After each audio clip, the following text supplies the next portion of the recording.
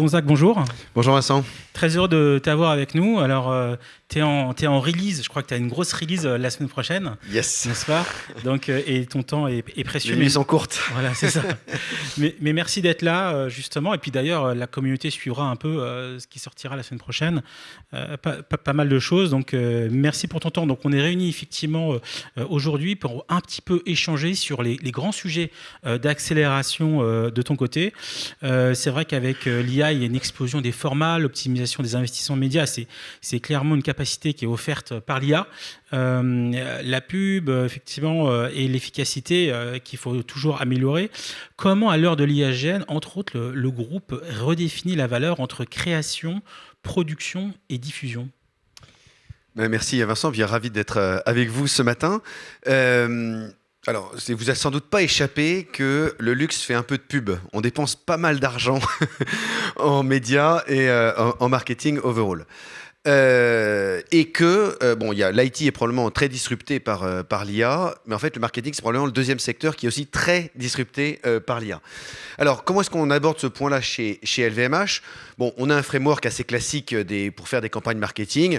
4 étapes: recherche, idéation, création, production et diffusion. Et en fait, dans chacune de ces 4 étapes, en fait, on se dit comment est-ce que l'IA va nous aider pour être plus performant dans chacune de ces 4 étapes. On veille parce que voilà, on est le luxe et on fait vraiment toujours très attention à ce que l'humain soit toujours bien la main sur chacune de ces 4 étapes-là pour être sûr de pouvoir sortir le meilleur à chaque fois. Alors, si je prends la campagne en tant que telle et entre la création et la diffusion, je trouve que ce qui est intéressant, c'est que, probablement dans des industries qui sont un peu moins luxe ou un peu moins mass market, quand on prend une campagne publicitaire, le coût de la production de la campagne par rapport au coût de sa diffusion tant que telle, on tourne à 10-15% probablement du coût de la campagne, et puis 85-90% qui sont pour des médias, voilà, etc. Dans le luxe, on est très exigeant sur la qualité des assets qu'on veut, etc. Donc, c'est 2 à 3 fois plus que pour la qualité de la production elle-même, le coût de la production. Donc, grâce à l'IA générative, ça va nous permettre de réduire ce coût de production tout en gardant ces standards de qualité qui sont hyper élevés dans notre industrie, et donc de pouvoir diffuser plus largement les assets qui ont été créés. Donc voilà un peu comment est-ce qu'on essaye d'aborder le sujet. C'est vraiment sur cette partie-là une bascule assez intéressante pour un secteur un peu stratégique comme le vôtre. Le commerce de luxe, il a toujours été agile, il a toujours été en évolution constante depuis sa création. Concrètement, comment ça se passe en termes de gestion de données clients? Comment aller au-delà de la transaction pour construire, et l'IA doit aider, à une vraie relation client approfondie? C'est ça qui serait intéressant de comprendre autour du terme client development qui était assez cher. Oui, bien sûr. Alors, je ne sais pas si vous allez tous les jours dans les magasins de luxe ou pas, en tout cas, je vous le souhaite. Mais en tout cas, vu du client, en fait, quand on rentre dans un magasin de luxe, on ne prend pas juste un sac Lady Dior et on va à la caisse et on va le payer. Ça ne se passe pas comme ça. En fait, on prend un rendez-vous, on rentre dans la boutique, on discute avec un vendeur et il y a une relation qui s'instaure avec le vendeur, etc. En fait, côté vendeur, donc ça, c'est l'expérience client qui se passe vraiment comme ça, dans une relation one-to-one avec un conseiller en clientèle. Si on se met du côté conseiller en clientèle, lui-même, en fait, il a une base de données de clients. En fait, il a ses 200, 300, 400, 500 clients qu'il doit gérer lui-même. Et en fait, il a son petit business, quoi. Il gère ces clients-là avec, et bien sûr, on l'équipe. Alors, c'est là où la technologie commence à intervenir un petit peu. Donc, on l'équipe, il fait ce qu'on appelle du clienteling, du client development. Donc, on l'équipe d'app de clienteling pour qu'il puisse gérer sa base de données clients. Il y a une nouvelle collection qui vient d'arriver de tel nouveau créateur, c'était la Fashion Week, comme il y a quelques jours. Donc, ça ne nous a pas échappé. Voilà. Il y a telle nouvelle collection qui va arriver. Tiens, telle collection, ça va être plutôt pour tel ou tel client, etc. Là, l'IA peut vraiment nous aider pour dire tel client a une propensité plus importante d'acheter que tel autre par rapport au style de telle collection, etc. qui vient de sortir. Donc, l'IA va vraiment l'aider dans son travail, je dirais, de one-to-one avec chacun de ses clients. L'idée, c'est pas forcément d'augmenter le nombre de clients gérés par un vendeur, mais d'augmenter la profondeur de la relation qu'il a avec lui, c'est ça? Ouais, c'est ça. C'est-à-dire que quand un conseiller en clientèle, il a une app qui est hyper puissante, avec plein d'outils, plein de trucs qui sont mis dedans. Alors, il y a toutes mes équipes qui font des algorithmes et tout pour lui. Mais en fait, surtout, ce qu'on lui apprend, c'est à ne pas l'utiliser quand il est sur le shop floor. Si vous arrivez avec un vendeur et et puis que il voyait quelqu'un qui tape sur son téléphone en permanence, c'est pas hyper accueillant. Enfin, je veux dire, je sais pas quand c'est vous, j'ai la même chose, mais quand on est à table, c'est quand même assez sympa que tout le monde ne regarde pas son téléphone, quoi. Enfin, voilà. Donc c'est un peu la même idée. C'est un peu la même idée. On est là pour passer un bon moment dans un magasin de luxe avec un vendeur, etc. Donc le vendeur, il peut à un moment donné sortir son téléphone et discuter avec le téléphone en partageant le device avec le client. Mais ça, c'est dans la conversation. Mais sinon, on lui apprend à ne pas l'utiliser shop floor, aller en backdoor et là, pour le coup, faire toute son activité de clienteling pour être en relation avec ses différents clients. Alors, il y a une autre un point de contact qu'on a aussi quand même dans le luxe, c'est tous les centres de service client. Donc qu'on a tous dans le business, on les a aussi dans le luxe. Et là, la question qui se pose depuis 12-18 mois, c'est quand même, à partir de quand les chatbots répondent à la place des vrais gens, quoi. Alors, si on se dit, dans le luxe, non, on aura toujours quelqu'un téléphone Oui, mais peut-être que les clients, au bout d'un moment, seront tellement habitués. Je ne sais pas si on en est là aujourd'hui, mais petit à petit, on y vient. Les clients vont être très habitués de converser avec les chatbots, etc. Et donc, on se dit, on ne va pas forcément s'interdire de le faire. Par contre, ce qu'on se dit, puisqu'on est le luxe, on voudra toujours laisser le choix au client. Okay. Voilà. Ce client, est-ce que vous voulez, sur ce sujet-là sur lequel vous appelez, est-ce que vous êtes d'accord pour aller avec le chatbot ou est-ce que vous préférez parler avec quelqu'un au téléphone et les deux conviennent très bien. On ne va pas le pousser dans un sens ou dans l'autre. On appelle ça le luxury of choice et ceux de lui et ceux de l'aider. Okay. Parce qu'ensuite, les conseillers en clientèle, là pour le coup, hyper équipés, pareil, on fout plein d'IA, les Salesforce, les machins et tous les trucs. On y va à fond pour que la réponse client soit la meilleure possible, qu'on soit capable de répondre du premier coup le plus souvent possible, etc. Enfin, j'ai les métriques un peu habituelles des services clients, à la seule différence, c'est que dans un service client, d'habitude, on essaye que le temps de traitement soit le plus court possible. On était à 2 minutes 30, on a passé à 2 minutes 15 et ensuite à 2 minutes 03, en moyenne. Dans le luxe, c'est pas forcément ce qu'on va chercher. On peut être à 5-6 minutes de moyenne et c'est pas grave parce que c'est du temps qui est passé avec le client, c'est cette nourriture de cette relation humaine qu'on cherche. Donc c'est pas forcément ça qu'on va chercher. Par contre, que cette relation soit ce moment passé avec le client soit de la meilleure qualité possible avec un conseiller en clientèle qui est déstressé, qui a toutes les infos et qui a tout ce qu'il faut. Alors du coup, on passe au troisième sujet qui est la customer experience. Donc il y a quand même un point d'expérience clé pour vous qui est la boutique. Et c'est là où effectivement le client vient vivre une expérience. Tu en as parlé un petit peu, mais comment vous arrivez à préserver cette expérience physique là où d'autres retailers plus traditionnels ont du mal en termes de trafic point de vente, si tu veux, et comment vous intégrez un peu subtilement la technologie pour renforcer cette expérience? Ouais, c'est bien de le dire comme ça parce que on n'est pas une boîte, LVMH et le luxe en général, c'est pas des boîtes de tech. Je veux dire, on n'est pas là pour vendre de la tech. C'est une histoire qui est maintenant assez célèbre en fait. Quand M. Arnault avait rencontré Steve Jobs, etc., il discutait, ce que vous faites des produits formidables, vous aussi, très poli, etc.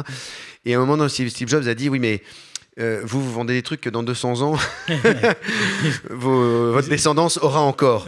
L'iPhone que je vends, probablement pas. Donc c'est vrai qu'on est là pour durer, on n'est pas là pour vendre de la tech.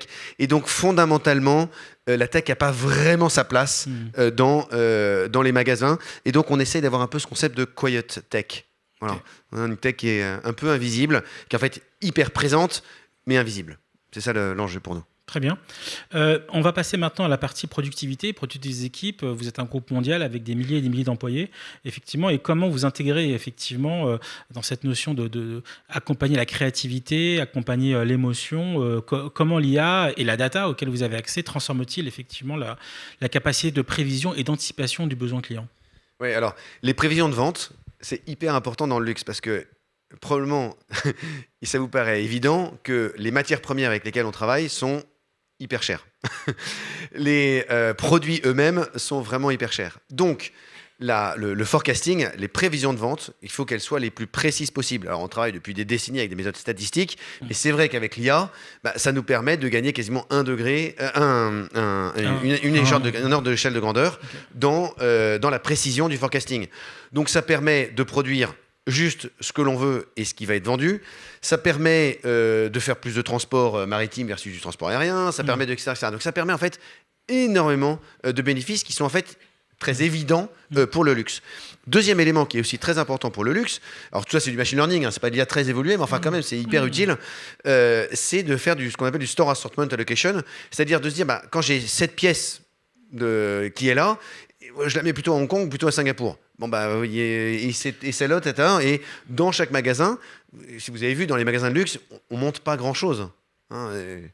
Chez Casto, on est toujours content de trouver le maximum de choses. Dans un magasin de luxe, en fait, il y a peu de choses dans le magasin et c'est fait exprès. Mais par contre, il faut faire attention que ces quelques SKU qu'on montre soient les bonnes.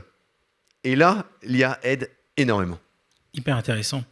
Merci beaucoup. On passe à la dernière question, qui est une question un peu touchy, qui est en fait le lien entre la création, qui est quand même le moteur du luxe. On finit Fashion Week, là. Et du coup, quel lien ou quelle relation vous commencez à construire ou pas entre l'IA et la créativité et la création, tout simplement? Alors, ça, c'est le sujet le plus sensible, probablement le plus intéressant qu'on a à traiter dans le luxe et chez LVMH. La créativité, c'est même une valeur que, voilà, quand on dit quelle grande valeur du groupe, machin, etc., la créativité, c'est une des 4. C'est absolument fondamental. Et on dit que l'IA ne veut pas remplacer l'humain, etc. Pourquoi ? Parce que dans l'humain, dans le luxe, elle joue un rôle très important entre la création artistique, l'artisanat et la vente en magasin qui se fait, comme je l'ai dit tout à l'heure, avec des gens, quoi. Donc là, on ne veut pas que l'IA remplace ça. Mais néanmoins, on est un peu heurté quand même, parce que l'IA, quand même, peut potentiellement aider à la créativité. On aborde ce sujet avec beaucoup, beaucoup de précautions, avec beaucoup de passion, Bien sûr. de prudence et de pragmatisme. De prudence, pourquoi ? Parce que imaginez, c'est la Fashion Week, imaginez, il y a 3 mois, on va voir tous les cabinets de tendance, on va même pas les voir d'ailleurs, l'IA va scroller tout ça, va dire, voilà, toutes les tendances qu'il y a qui marchent bien, et puis l'IA va vous dire, écoutez, c'est formidable, avec toutes ces tendances-là, voilà le type de collections qui marcheront bien, donc toutes les maisons de mode vont faire ces collections-là, et en plus commercialement, ça va bien marcher, parce que les cabinets de tendance ne sont pas des nuls. Voilà. Et l'IA, imaginons qu'elle ne soit pas nulle, elle soit capable de faire des trucs. Mais vous imaginez déjà le drame. C'est-à-dire qu'en fait, toutes les maisons vont faire les mêmes types de collections. Et donc, en fait, on aura, in fine, tué la créativité pour des gains commerciaux de court terme. Voilà. Donc ça, c'est absolument dramatique. Donc, le risque, il est absolument là. Néanmoins, on voit bien que l'IA, s'il est utilisé d'une certaine manière, ça peut au contraire aller aider pour aller beaucoup plus loin, beaucoup plus fort et faire des trucs encore plus créatifs. Et donc, si tu me permets de prendre juste 2 minutes de raconter un petit peu, donc on a cherché, pour nous c'est un sujet de recherche absolument passionnant. Et donc, alors, travailler avec les grands designers du groupe, etc., c'était un peu touchy. Donc en fait, on s'est dit, on va d'abord travailler avec des étudiants. On a travaillé avec des étudiants de l'Institut français de la mode, l'IFM. Et avec quelques-uns de ces étudiants, on les a binômés avec des étudiants de l'école polytechnique. Et on leur a dit, écoutez, volontaire, tout ça, est-ce que vous voulez essayer de créer en étant assisté avec de l'IA ? Il y a quelques-uns qui ont levé la main, on les a binômés, et ils ont fait des créations. Et de ça, on en a retiré en fait, des enseignements absolument passionnants. Bon, déjà, leur création était topissime. Ils ont fait ça, ils ont fait leur défilé de leur Fashion Week à eux début mars. Donc, ils ont fait leur défilé à eux, ça a cartonné, etc. Donc, c'était génial. Deuxième enseignement, donc ça a très bien marché. Deuxième enseignement, ils étaient à la bourre. Donc, l'IA, pour le coup, c'est pas du tout un truc, quand on parle avec des créatifs, qui va faire gagner en efficacité. Troisième élément, on a compris quelles étaient un peu les règles qu'on devait respecter pour que l'IA ne vienne pas tuer la créativité, mais au contraire l'augmenter. Donc, je vous livre ces 3 règles qu'on a formulées comme ça chez nous. La première règle, chacun son rôle. L'IA, en fait, son rôle, c'est d'aller explorer, c'est d'aller pousser plus loin, c'est d'explorer à fond et d'ouvrir toutes les possibilités. Et l'humain, le créateur, lui, il va choisir. Il va dire, non, je vais aller là, là, là. Et puis ensuite, tu me refais quelque chose avec ça et tu vas aller encore plus loin là-dessus. Et puis il rechoisit. Donc en fait, c'était hyper intéressant. Le créateur, le premier soir, on lui apprend, tiens, regarde Midjourney, comment ça fonctionne. Et le lendemain matin, on le voit, il avait déjà créé 5000 images, il avait déjà fait des trucs, etc. Je dis, bah, mais attends, donc il était perdu. Et puis ensuite, il a fait ça pendant des mois et des mois et des mois. Donc en fait, il allait très, très, très, très loin dans sa créativité. Deuxième règle hyper importante, c'est que le créateur soit capable de hacker un peu son IA, qu'il la possède réellement, qu'il soit capable d'aller la challenger loin dans ses trucs. Et troisième règle, c'est la collaboration entre l'IA et le créateur. C'est-à-dire que l'IA, c'est pas une pitié qui dirait juste « Allez, fais-moi une création comme ça » et paf, la création qui tombe. C'est pas du tout ça. C'est un dialogue permanent et qui est même un dialogue exigeant et qui est même du challenge permanent. Et là, je voudrais juste terminer en disant un autre artiste qui s'appelle Yann Philippe, qui a travaillé pour la maison Guerlain, les parfums Guerlain. Donc, Guerlain a créé un parfum d'exception avec un jus magnifique. Un jus, vous connaissez le liquide qu'il y a dans le flacon de parfum. On appelle ça un jus dans le métier. Donc ce jus avec un jus exceptionnel autour du muguet.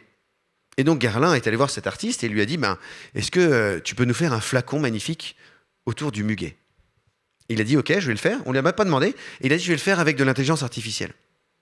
Et il s'est lancé dans l'épreuve. Et vous pouvez aller sur le site de guerlain.fr, vous cherchez ce flacon de muguet, et vous pouvez voir comment est-ce que lui raconte son expérience de travailler avec de l'IA. Et c'est très intéressant parce qu'il raconte vraiment en fait la souffrance de l'artiste face à son œuvre. Il me disait, mais moi j'ai challengé l'IA, et l'IA m'a challengé, et j'ai redit, et on sentait qu'il y avait un conflit très fort, une souffrance très forte, etc. Et derrière, il en sort un flacon absolument, absolument sublime. Et donc voilà, et je trouve que ça incarne bien de comment est-ce que un créateur peut utiliser l'IA pour aller plus loin dans sa création et créer des choses magnifiques qui feront rêver les clients. Merci beaucoup, Gonzague, pour ton temps. On peut l'applaudir.